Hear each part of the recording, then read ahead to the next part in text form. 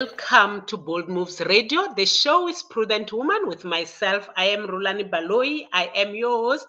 Thank you for joining us this afternoon. As always, we come to you every Sundays at 4 o'clock up until 5 o'clock. Today, I'm not alone. I am with our resident dietitian who will be talking about our heritage and food, even as we celebrate the month of September, which we have set it aside as a country to be a month where we celebrate our heritage. We want to look at our heritage, how important our heritage, how important the food production, food preparation, and the nutritional values that our forebears used to prepare. So thank you for joining us. All of you who are watching us on Facebook and YouTube, you are welcome. And you know, Prudent Woman is all about conversation. We would like you to be part of this wonderful conversation by dropping down your comments, your questions on the comments section. And of course, if you are on YouTube, please go ahead and subscribe so that you do not miss any of the episodes, any of the programs that Bold Moves Radio brings out to you. And if you are listening to us via the Bold Moves Radio streaming, you are welcome as well to be part of the conversation. You can send through your comments, your questions on WhatsApp to this number 081 358 8745. The number is 081 3588745. We would like you to be part of this conversation.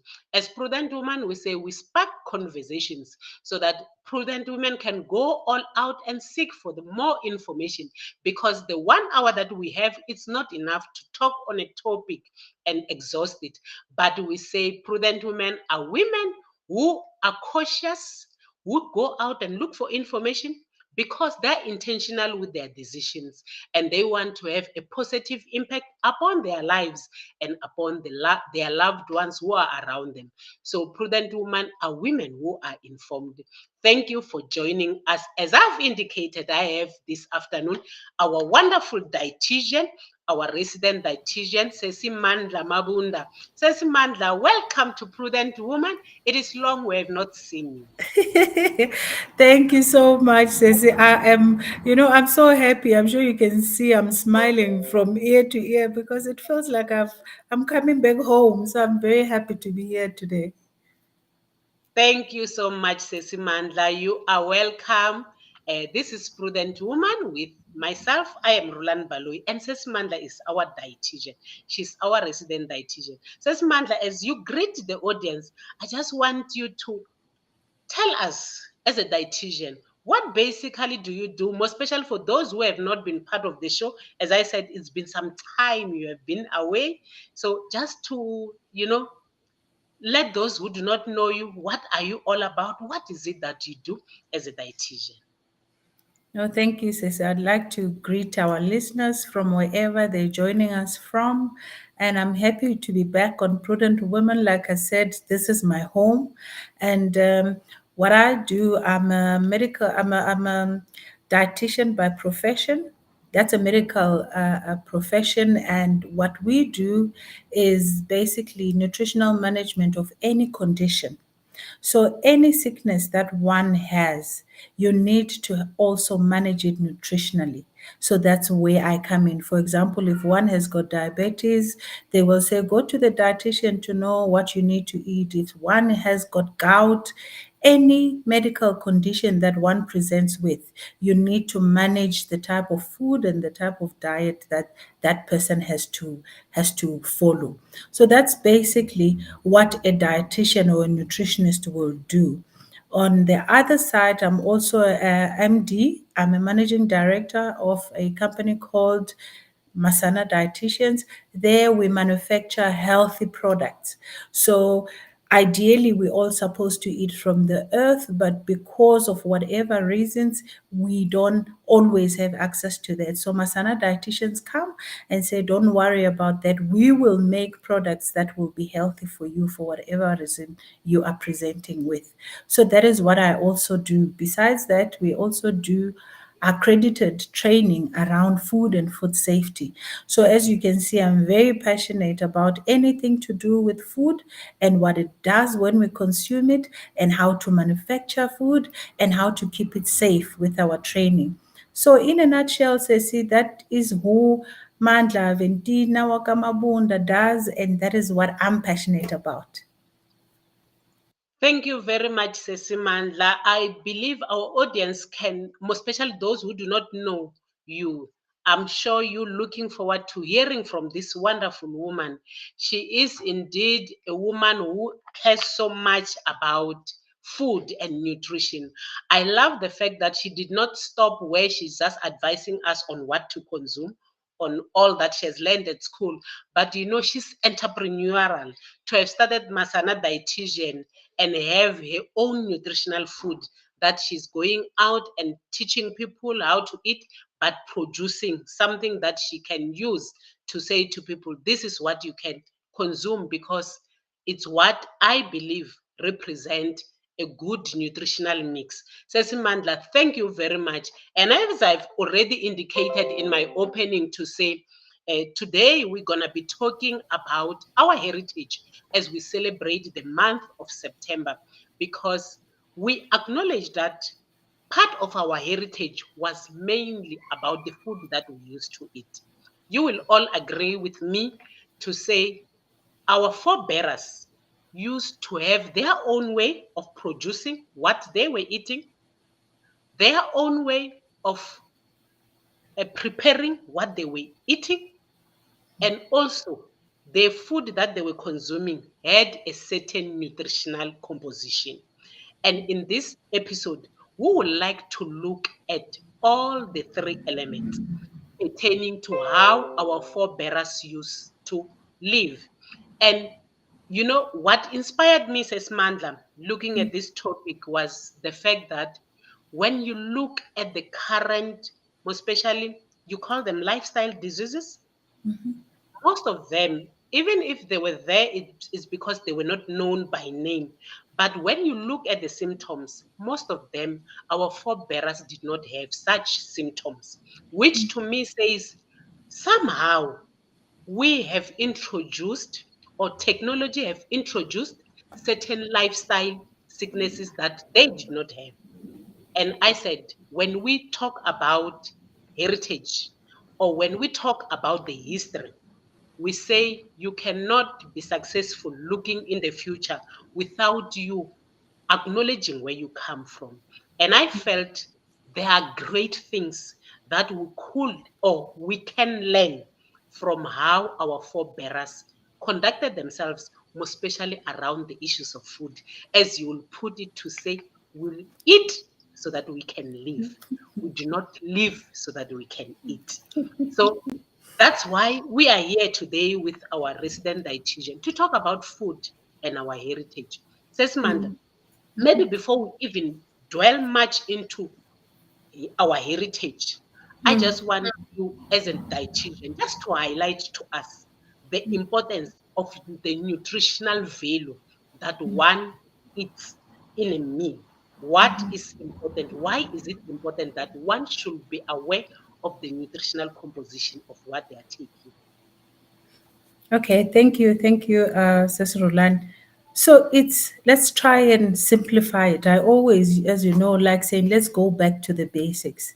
This is stuff that we learned as we were growing, one way or the other. As we know, we've got four food groups. We've got carbohydrates, we've got proteins, we've got fats, and we've got vitamins and minerals. And water is over and above that because it's not a nutrient. So, all these four food groups, for you to be considered healthy, at every meal, you should have an item that represents all these four food groups that I spoke about.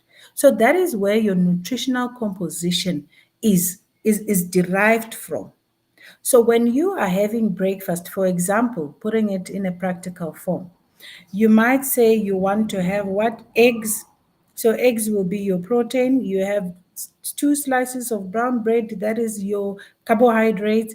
You come and on that you put your butter or your margarine on your slice of bread, that is fat. And then you also have what? You have a glass of milk or juice or fruit juice, or just a piece of a fruit item on the side. That is what we call what now? A balanced diet. And that is where all your nutritional requirements will be derived from. So, no single food will give you all the nutritional requirements that you need. You need to have this, unless if it's manufactured.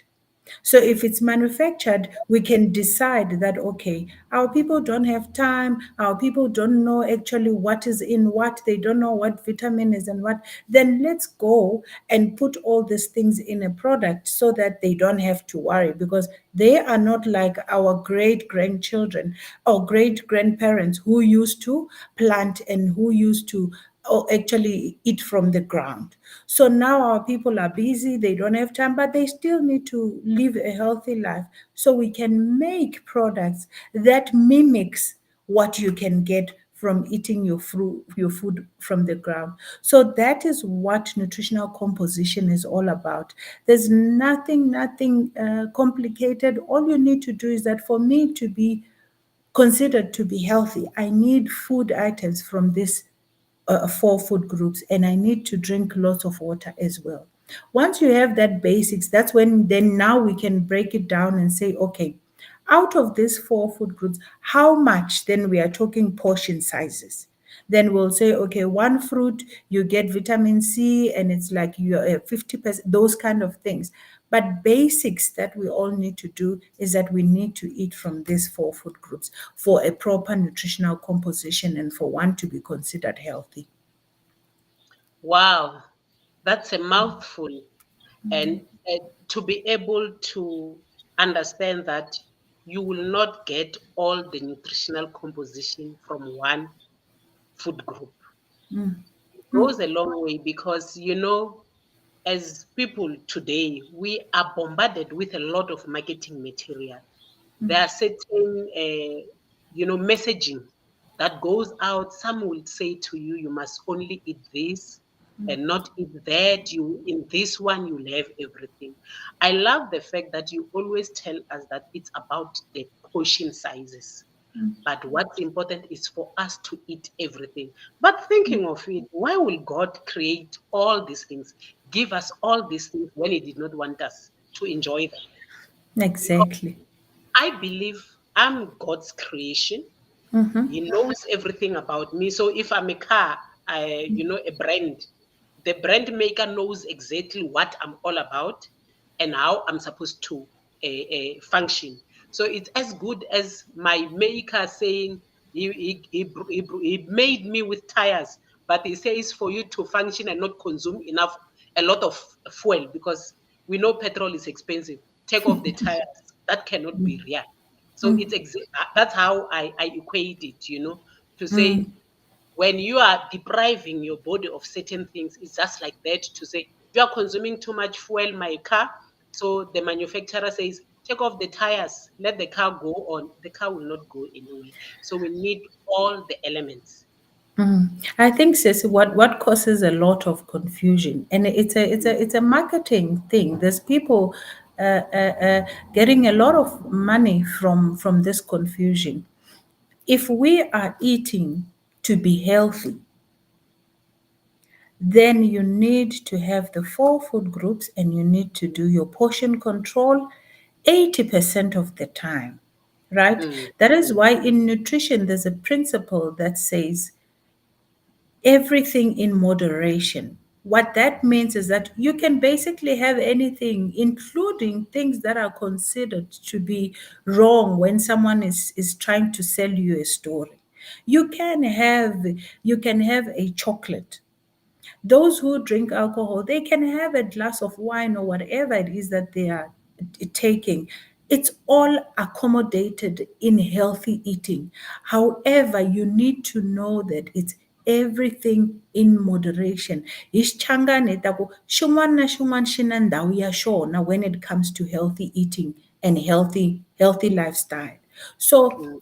If you are going, for example, we grew up eating pap, right? And then now all of a sudden someone comes and tells you, no, no more pap. If you are going to live 80 until you're age 80 and you are just 30 Mm, now, and so do you think it will be sustainable for you to live for the 50 years remaining without eating pap? And that is what the marketing companies are using, especially to us women, because problem. We want to lose weight and we mix healthy eating with weight loss. And Kasi, we need to just look at the basics. Once you look at the basics, you will see that, okay, this is what I need. And now, because I'm gaining weight, all we need to do is to cut down in your portion sizes. But you don't change the 4 food groups because it does not become sustainable. And I tell you what, sis, when we are talking weight loss and eating healthy, if you cut out one of these 4 food groups, believe me, you are going to lose weight, but only for a short period of time until you go back to eating healthy. The minute you go back to eating healthy or how you were eating before, you are going to even double the weight that you had when you lost weight, because your body is interpreting that as starvation. So whatever you put in your mouth, it stores. It stores because mm, it does not know, Kore, when am I going to be starved again? mm, mm, mm. Wow, thank you so much to our resident dietitian. And of course, we are talking about our heritage and food. When we come back from the ad break, says Mandla, I will want us now to zoom into our heritage, looking back at how our forebears used to produce food and how it has impacted us today, realizing that things have changed. And of course, in this show, we're not saying that we need to have been stuck in the ways that we used to do things, but we are saying there is an importance for us to look at the good things that we can take forward to the future. We cannot say it's just behind us. But let us look at the good things and carry them forward. Or let us look at the good things and see how we can make them to be able to adjust, to be adjusted and fit within our current situation as we move forward. So, as we celebrate Heritage Month, of course, we are talking on food. Let us go on an egg break.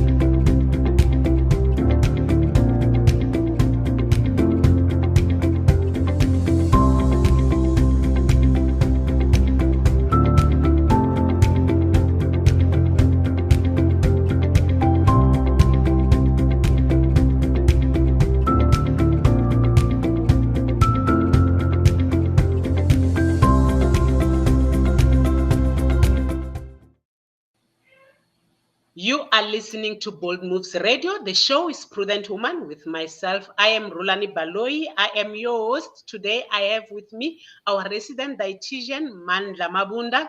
We are talking about heritage and food as we celebrate the month of September, which is a month which has been set aside to celebrate our heritage as a nation.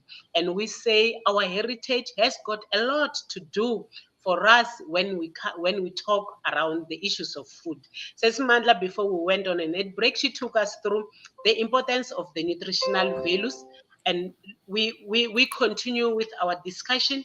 And now we want to talk about how our forebears used to produce their own food and how it has impacted our current status in terms of nutritional value and our health as it is, because we acknowledge that looking at the way things are done in this day and age, we are not in a position to produce all that we eat.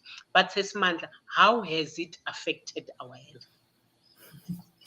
Yeah, I don't think we should be very hard on ourselves. I mean, excuse me, a lot of things have changed. Um, our forebears, like you say, they were staying on their land where they could plow and harvest. So therefore, their food was not processed. Their food was as raw as it can be. Their food contained all the nutrients without, processing and adding of preservatives and all those kind of things. Hence, they were living longer, and hence there were very, very low incidences of what now we call lifestyle related chronic conditions. So now fast forward to recent years, with the increased move, yeah, urbanization. I mean, now we are all in either Gauteng or any of the cities, wherever, everywhere in the world, looking for what greener pastures, because that is what the times are dictating. I cannot become assured at this point if I am to be living in this life today. So I have to be somewhere where I'll be able to make a living so I can take care of my family. So now with that, which is not a bad thing, it came consequences that I'm sure we overlooked, or urbanization just took hold of us and we couldn't now go back and correct. Mara, the cons of urbanization is that now we are moving away from from the land, our what we call homelands, and now you are in the city. The challenge is that there is no space for you to do proper gardening. Number two, you are working, so there is no time for you to sit and look and tend to your garden. Make sure that there's manure. Make sure that it's healthy. Make sure that you reap and you exchange whatever crop you are planting, and then you don't also have time to prepare properly. When you are cooking, you just quickly grab something in the microwave or oven. It's quick because there is just no time to do that. So now those things unfortunately ended up in us now eating what we call now the wrong foods or the quick foods or the junk food. And because of all that background, we find that Stats is now saying 20 million of us, so 20 million of South Africans in particular, are overweight, right? So if 20 million now, if we break it down further, then it means 1 in 3 is overweight. So if it's 1, 2, and 3 of you, then you need to check someone is overweight. And furthermore, women are more overweight than men. I mean, women are presenting with BMIs of above 30. So what that means, Ceci, is that a lot of our women in South Africa are sitting with a risk of either developing or getting worse when it comes to these lifestyle related conditions. And that also links directly to the quality of life, and that also leads directly to your life expectancy. So these are the things that we are struggling with now. If you are not healthy, and I'm not talking about weight loss or being overweight, because we tend to mix these two, and that's why it makes it look like it's difficult to live a healthy lifestyle, which is not. So that is what that has done. Our forebears did not have these things because Bokokwani, they were at home. Their only role was to look after the crops and look after the animals that were there. So they were eating directly from the ground. Now we are a different breed. We are now working. We don't have time. And.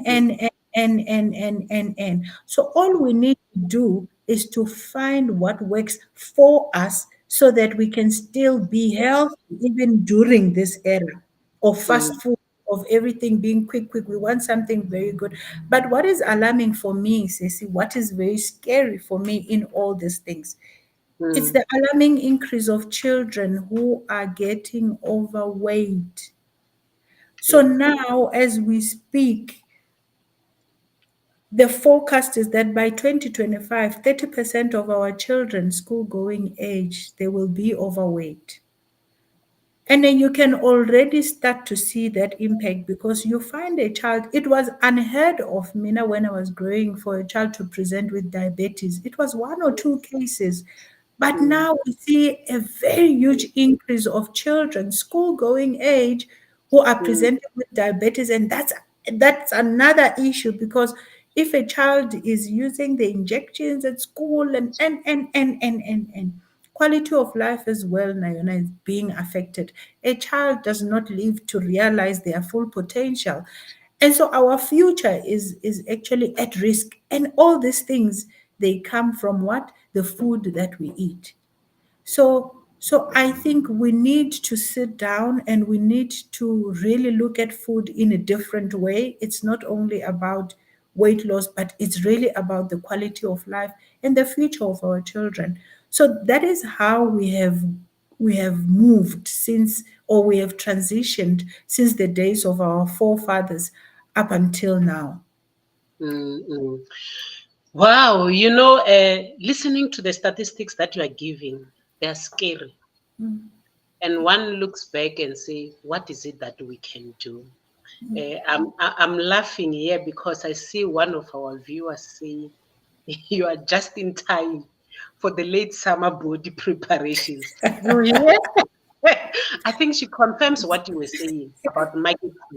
Because when you look around all of us, especially women, we are not talking about food in relation to health.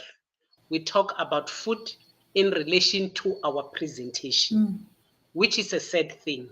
It's exactly what you were saying. So she just confirms it. I think I can say it because this one is she's our regular viewer. I'm sure she understands, to say she confirmed the bad habit that you were talking about. And again, I see, says Danisa saying, sisters, I wish you can help me to understand the relationship between healthy eating and the blood group issues. You hear it comes again. You were saying we need all the groups in our body for us to be healthy. But with this one, I will ask you to address it before we go on an egg break. So please go ahead and address this one because I know this one amongst us women, it's very rife. And when you look at our forebearers, they did not face because they didn't know about the blood groups, you see. So they were in a environment where they could consume all the groups You to be see, healthy. But with us, we were told blood groups. Yes, yes, you can go ahead. so says issues. I'm laughing because where women are, two things will be discussed. It's the food, weight loss, global issues that are affecting all over the world. And Mm, one thing for sure, before we went live, we were talking of real formula yes. that was there for ideal weight loss, permanent weight loss. Surely by now someone would have thought about it. Mm, So mm, weight loss, coming back to Sis Danisa's question, food blood groups have been found to have no relation to the amount of weight one person has. So now, I end up sounding like a broken record because the magic is in us understanding that we need the four food groups, all of it. You need protein, you need carbohydrates, you need fats, you need vitamins and minerals. Now, so if any diet tells you, Ceci, to remove one of these groups, you will lose weight because the amount of energy that you were getting from that group, you are not getting anymore. In a way, you are starving your body of the nutrient that you need. Short term, yes, for sure, you are going to lose weight. But in the long term, that weight is going to come back the minute you reintroduce that food group. And I remember each food group plays a different role in your body. Your protein Protein meaning meats and chicken, all this kind of eggs, milk, those are proteins. The reason why we eat that is to build our muscles and so that we can heal quicker when you hurt yourself. So, to rebuild your muscles and your tissues, right? And then we need fats and oils to give us insulation and protect us against harmful outside things. And then we need vitamins and minerals to boost our immune system so that when it comes to seasons such as winter and whatnot, we want to boost our immune system by eating vitamins, for example. So, all these things, and we eat carbohydrates so that we have energy. All these things, they play a role from the top of your head to the bottom of your foot. Now, if someone comes to you and tells you, no, stop eating this thing, and it represents what to you? Let's say it's milk. They tell you to stop eating milk and it's protein. And that was one of your main sources of protein. It means when you are basically saying, I will exchange my ability to heal myself for weight loss. You are going to lose weight, but you are compromising your body as well. So in my answer, says Danisa, I'm basically trying to say food groups are food groups and they play a particular role. There is no scientific link to link the type of blood or blood type that one belongs to weight loss or to you utilizing all those four food groups. Anyone can come and say, now, stop eating carbohydrates. That's a famous one. That's the one that we cut out first. You will lose weight when you cut out carbohydrates, but trust you me, it will not be sustainable. And when you do that, you are damaging your body because your body now has to think twice and say, okay, so where am I going to get these carbohydrates? How am I going to protect myself when I get sick? How am I going to do all these things? You put your body in what we call a starvation mode. Now, some people are able to put themselves into starvation mode for 3 months, for 6 months, and they lose beautifully and they look so beautiful. And we say they have lost because they have restricted or they were eating according to their blood group. There is no scientific research that shows that, although people do lose weight, the consequences of that are much more dire than you trying to eat all four food groups, controlling your portion sizes, increasing your level of activity, and drinking a lot of water. And one area, Ceci, I hope we'll touch on that, looking after your mental health. There's actually more research that is coming to show that actually our eating habits are directly linked to our mental health status. Wow. I'm sure says Danisa got the answer. So the answer I, is so linked. she wanted me she wanted me to link. I know. Unfortunately, that's not how it is. And you rightfully put it, our dietitian, to say all these things are about marketing. If we can go back to basics, it's all about making sure that you eat a balanced meal. Something that is balanced means you take everything in right portions, right proportions, and put together. And that's what we need to do. One thing that scared me is when you say, when you follow certain diets, you are actually putting your body in starvation mode. It's scary. How can I love myself and I place myself in starvation mode? This temple, which I know I must take care of, so that it carry me until that time when the Lord wants to call me back home. I put it under starvation mode. Ladies, that to me said we must change something. I cannot be proud to say I'm in a diet, because I'm actually saying I'm proud because I'm on a strike. I've put this wonderful, you know, body under starvation. It cannot be. Let us go on an ad break. When we come back this month, let us talk about again marketing, free range foods. What would you like to say about that? Let us go on an ad break. Are you ready for the ultimate dietary powerhouse? Look no further than MANNA Dietitian's Nutro Boost. Our scientifically formulated low GI food is designed to give you the boost you need to fuel your body and reach your health goals. With NutriBoost, you have the flexibility to enjoy it as a high-fiber cereal or a satisfying shake. Simply mix it with water and indulge in the mouth-watering flavors that we have to offer. But that's not all.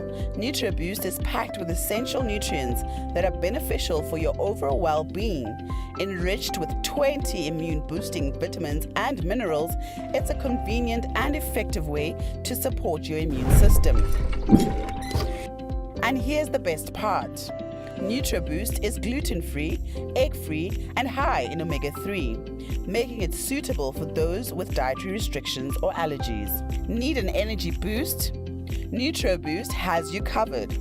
It's high in energy and protein, providing you with the fuel you need to power through your day. Whether it's a busy morning or an intense workout session, say goodbye to midday slumps and hello to sustained energy with NutriBoost. Try it today and experience the difference. For orders or to become a distributor, contact us on the following details.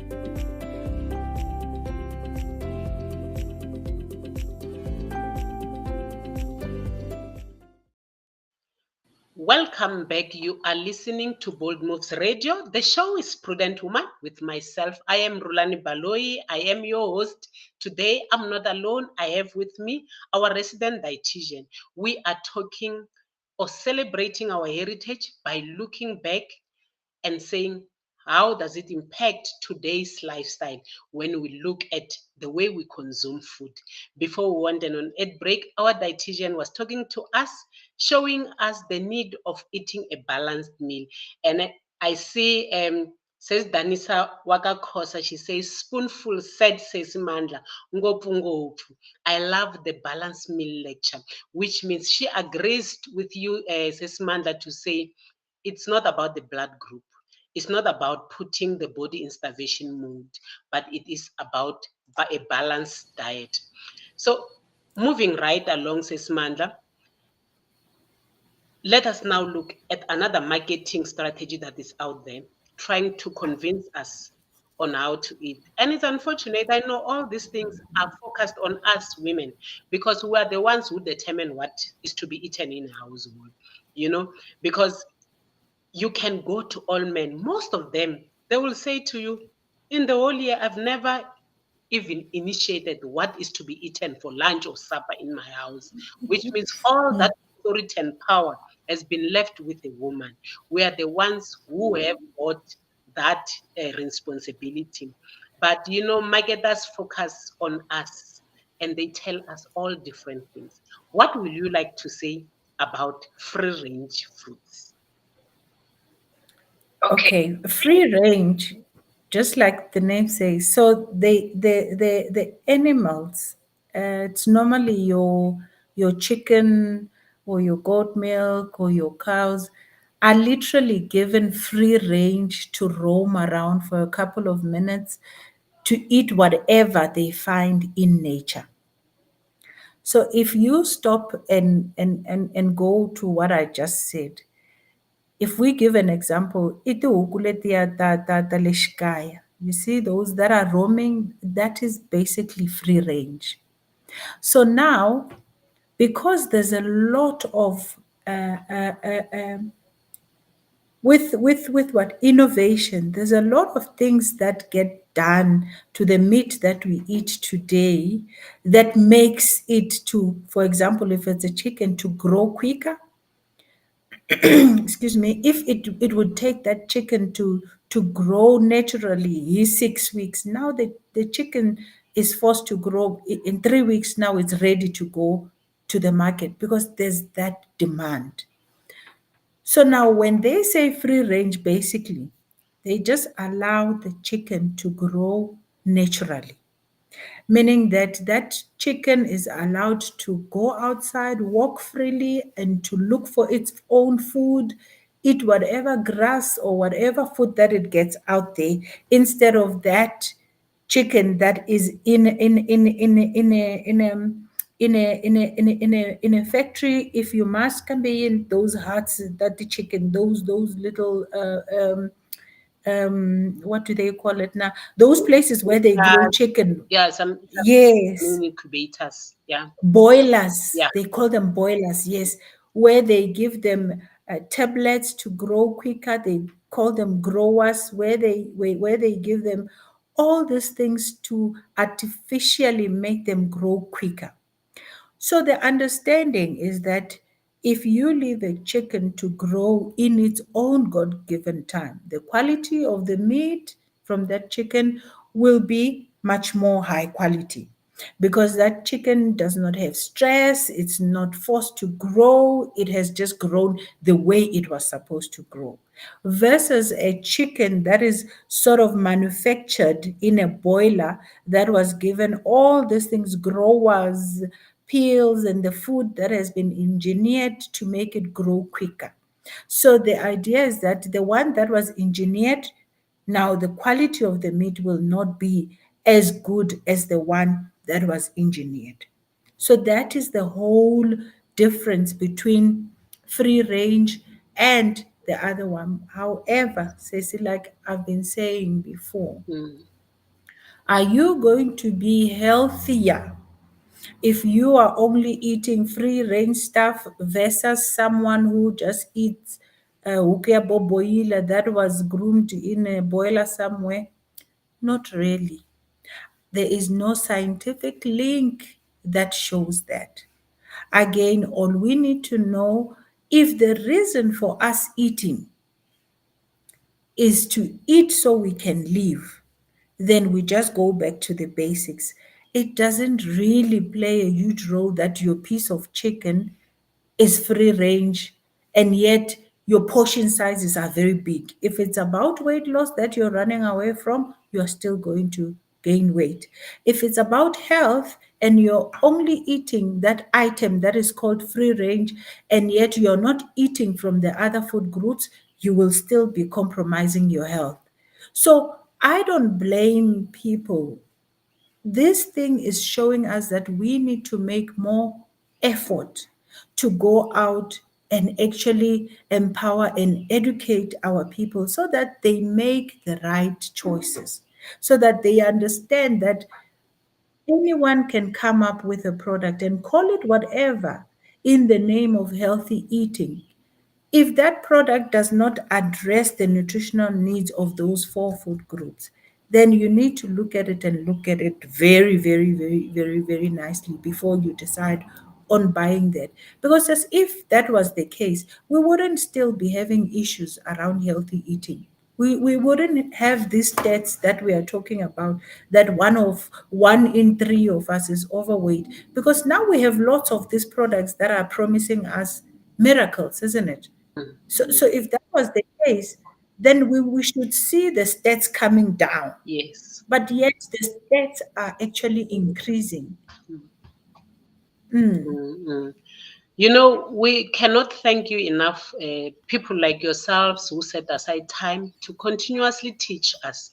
You said you sound like a scratched CD because you keep on iterating on these things, but I believe there is a need for us to continuously talk about it because the marketers continuously give us wrong information when it comes to this type of things. And you need someone to keep on reminding you. You need to know what you are talking about.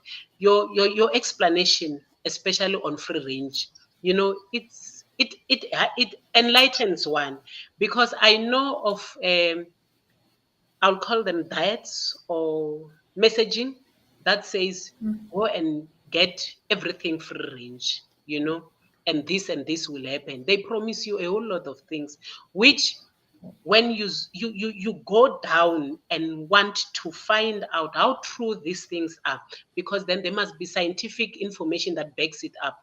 Of course there's nothing, and you can see this is a gimmick to make us to continuously to buy from them. That is why today we are talking on heritage, linking it to food, because our wish as Prudent Woman was to say Let us, as we celebrate our heritage, also not only put on the attires, but let us acknowledge that there were great things that our forebearers had, which we do not have. But if you are aware of it, you are able to find a way of fitting it in your life today. That is why, says Mandla, now we're talking about technology. You know, of course, the world has been evolving. And as we even say, culture also evolves. You need to move with the times. But I believe myself to say you cannot change something that is good. Only you can improve it, but you cannot chuck it away. And you look at today's way of doing things, more especially in terms of food preparation. We've got a lot of advancement, especially in terms of technology. I was shocked the other day when I saw a utensil that could cook pap, not our own way of cooking pap. They put everything, all the ingredients at the same time, close it, and then wow, there's pap. And I was like, is this pap real? Because that's not how I know it. Yes, over time, our forebears used to cook pap on the ground using clay pots. We grew. They started to use steel pots and all that and all that. And today, myself, I cook pap in a stove. But it scares me to see pap being cooked in some kind of a utensil. They plug it, put everything, and there is pap. So you see the advancement. How good are all these technological advancements? Can one say everything is well?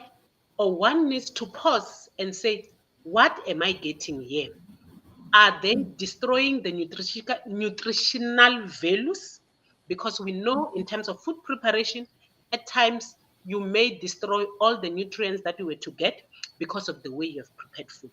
What will you like to say around technology and nutritional value that we end up with as we go with the advancement in technology? Okay, thank you, Ceci. And there's a number of things that I think we need to look at. Number one, we have a number of food preparation methods. All of them have got their own place. You can boil, you can fry, you can grill, you can even microwave, you can even braai, you can saute.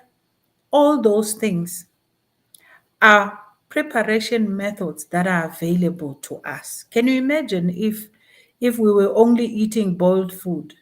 How boring that would be. So each method has got its own place. However, you need to understand, number one, what food are you going to use for what? What food preparation method are you going to use for what food? So, for example, if you were to prepare oxtail, if you can fry oxtail and not let it simmer for a number of hours or 45 minutes at least, it will not be cooked. So you will need to you can fry it and then you put it to simmer, add water, close, and you leave it for an hour, whatever, how many minutes you want. So with this, I'm trying to say there's a number of food preparation methods that are available to us, but we need to know what each one is and what type of food we are going to use for that particular preparation method. You mentioned something about pap being cooked in a gadget or something that is foreign to us. Ceci, in reality, we cannot run away from innovation and revolving as a people. These things are going to be there and they're just starting. However, you need to understand that each cooking method affects, number one, the nutrients that you're going to get from there. So if you are going to cook a food item, for example, two things become important. Number one is the time, because the longer you cook that food item, regardless of the method that you are using, you are burning or you are cooking the nutrients that are there. So that's number one. because nutrients are chemicals. For example, vitamins and minerals, some of them, most of them, they get burned and they you kill them the longer you cook them. And then number two, it's also in the temperature that you are going to use. If you cook on a high heat for a long time, then you are most likely to destroy the nutrients that are there. Also, the third thing that we also need to look at is what we call the condiments or the seasoning that we are going to use. If we are talking nutritional content or how healthy your food product is when it's now on your plate. If you are going to put a lot of spices, you are going to put a lot of oil in your cooking, for example, a lot of sugar, a lot of salt, then you are actually changing the nutritional composition of the food that you are preparing. You could be grilling, which is considered to be healthy, but when you start adding all those things, now you are changing. So it's not only in the food preparation method, but it's on you understanding that I want to preserve the nutrients Mm, that are in this food item. And key things when it comes to that is the time you are going to take to prepare that food. And also when it comes to time, for example, in vegetables, mm, we say to people, and this is one practice that we don't do anymore. For example, when you're boiling your spinach, number one, you use the a little amount of water, right? mm, And then that little amount of water, rest assured, the minute you add heat and you add time, vitamins are going to do what we call leach out of that food item and go into the water. So, because you know about that, what you do is you take the water and you use it as part of your gravy or your soup. In that way, you are not losing the nutrients from your spinach or your green leafy vegetables, but you're merely transferring them to another food item. So when you end up with your plate, you still have those nutrients. So what we sometimes also do, we just boil and then we discard that water, and then there goes your nutrients, and then you are just left with a food that is not nutritionally healthy or as healthy as it could be. So it's a whole lecture of breaking it down and understanding the role of each food and what the different types of preparation affects the food. But what matters, I think, what I can tell the listeners is that they check the amount of time. Ideally, eating food in its raw format is the best, but you can't eat meat raw because that is also introducing other stories of microorganisms and bacteria and all these kind of things. So, time and temperature and the seasonings that you're going to use, regardless of the food preparation method, also play a huge role. mm.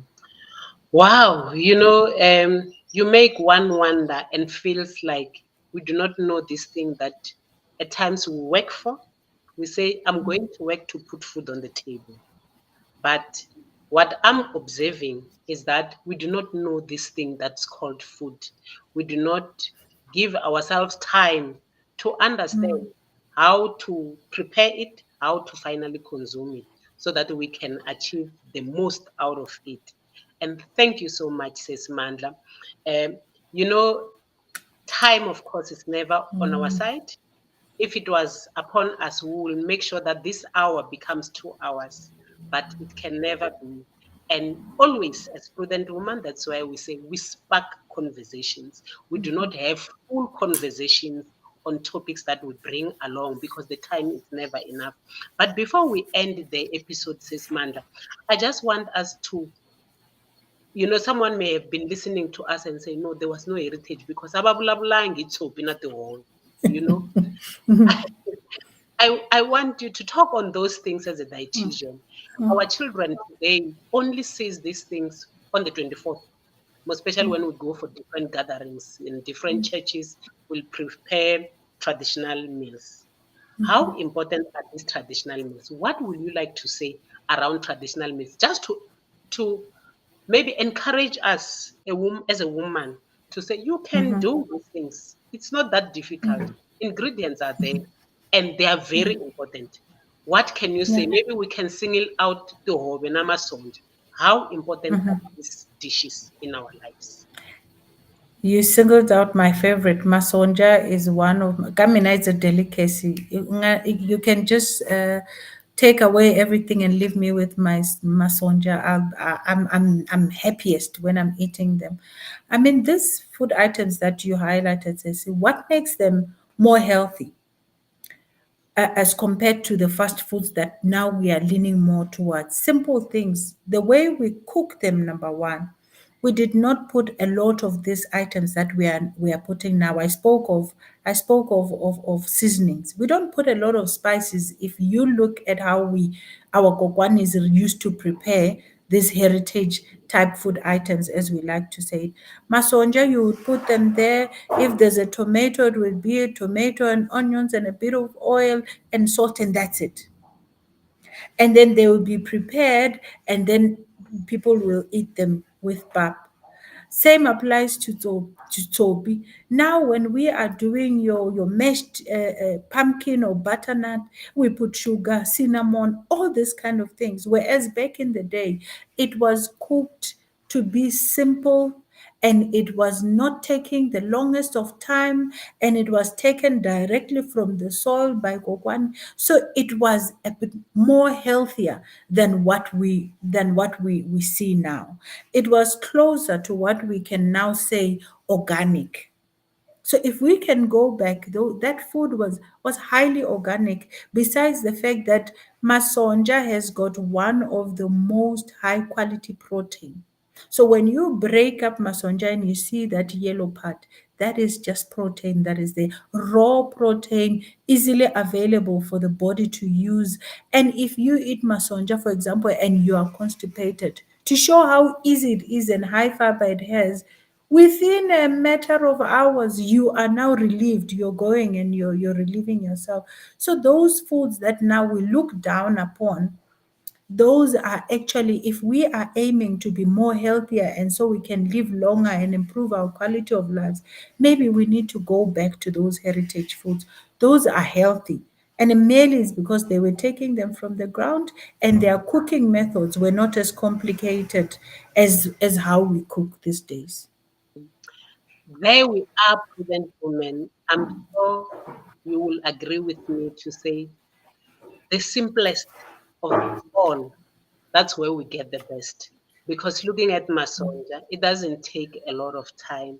And for instance, we have been made to believe processed food is the best. So our dietitian is saying once there's too much processing, we tend to lose a lot of nutrients. And she said to us, what's important is to make sure that the four groups nutrients, one is consuming them. And to remind us that we should never put our bodies into starvation mode. And also to show us that there are great things we can take from our forefathers, our forebearers in terms of food production, food preparation, and even intake. Says Mandla, our time is gone. But before you say bye to our audience, you mentioned something. You said there's a lot of information that is coming forward to say when you look at all these problems that as women were faced with, summer bodies, all these things, where there's a lot of information coming forth to say it is linked to our mental health. I would like to invite you just to leave our women with that explanation of how are scientists linking all these problems, all this obesity, all these sicknesses to mental health, not only to the type of food we eat. So that at least just spark the conversation. I know the prudent women will go and get more because this information is in the public domain. But it's only when you know that this information is available that you'll be able to go and seek for such. So just spark that conversation around mental health and our healthy eating habits. Yes, so thank you, Ceci. What we are finding, because I'm also doing my studies on these things and the power of food, and what research is showing more and more is that people know what healthy eating is. People know what they're supposed to eat and what they're not supposed to eat, and why they should eat for them to be healthy. However, we are finding more and more that it has everything to do with the mental status of a person. So, mental health, again, and I know it's a topic that Prudent Woman really tackles from time to time. Mental status, again, is coming up to show that a person's state of mind, so the well-being of one's mind also plays a huge role in influencing the type of habit or lifestyle or healthy eating or food choices that one makes. For example, I'll give an example. When someone is frustrated, I was telling Sis Rulan that, for example, when I'm frustrated or I have a lot on my mind, I do what we call comfort eating. I'll go to the fridge every now and then because as I'm thinking of this problem that I have, I'm busy munching and chewing. There are people who, when they are sad, they don't eat at all. That person will lose a lot of weight and then that shows. So women, more especially because we are emotional beings and we are driven by emotions, it's coming up more and more that their mental wellness actually influences the type of choices they make and decisions they make around food and what they eat and whether they go on a diet or not.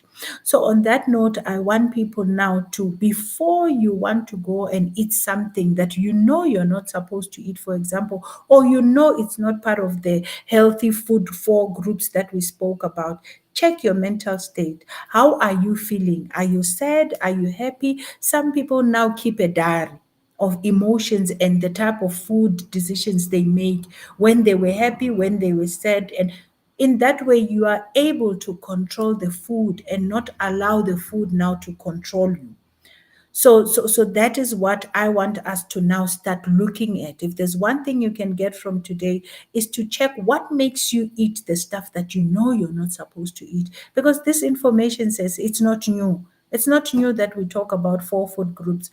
It's not new that we said not a single diet. No single diet can make sure that you sustain whatever weight loss for life.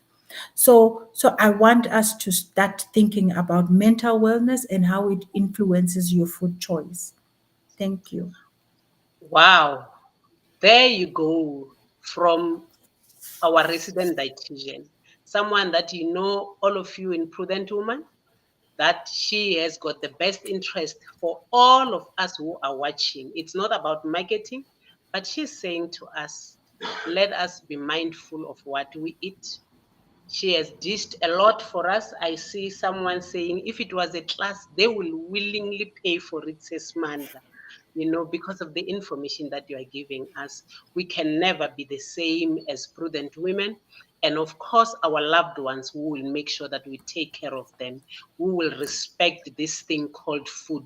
We will eat so that we can live. We will never live so that we can eat. We understand very well that food is like fuel into our bodies. We need to make sure that we give it the right fuel. If your car drives on petrol and you give it diesel, definitely things will not go well. So we will be mindful. As you bid our guests farewell, I would like to say thank you, Sis Manda. You are welcome. Bid our visitors, our listeners farewell. Oh, thank you. It was so. I didn't know I missed talking to you so much until the show. So we should do it more often. This is my home. Prudent Women is my home. But to our listeners out there, thank you for taking time and listening to us. And always remember, we are eating so we can live, but we are not just living to eat, so that we can, have improved quality of life. We can take care of ourselves and our families, and we can live long, just like our forebears used to live long. So thank you for having me. I had a great time. And yes, in future, we will organize that class. They shouldn't worry. Thank you. Thank you so much, Sis Mandla. And I think on that note, our viewers and our listeners are saying thank you for the information that you have dished for us. And we shall be mindful as we celebrate our Heritage Month.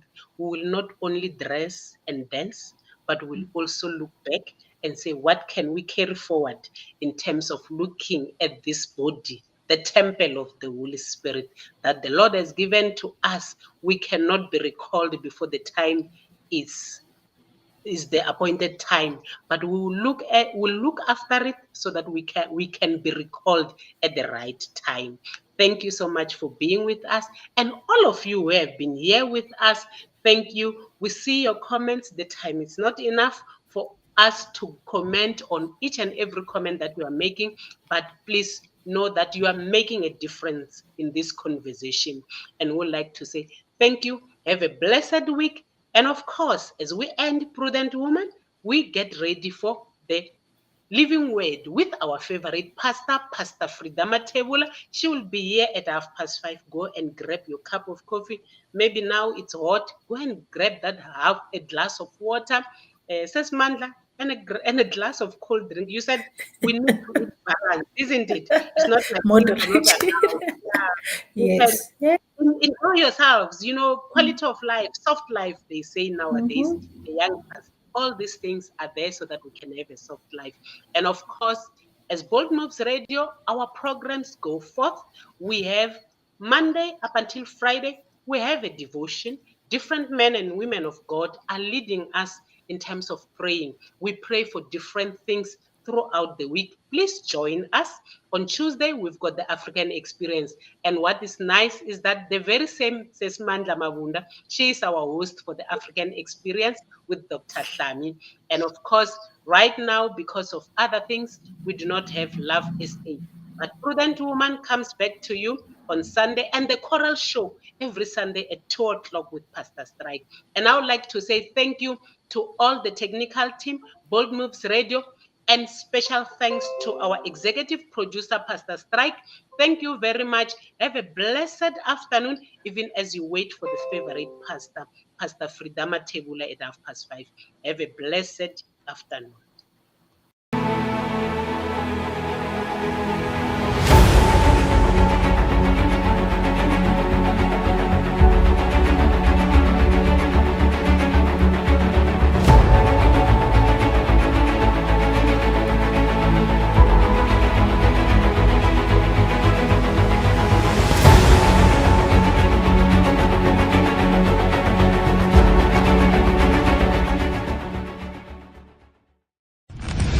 Ladies and gentlemen, here it is. Streaming 24/7. 24/7. Bold Moves Radio.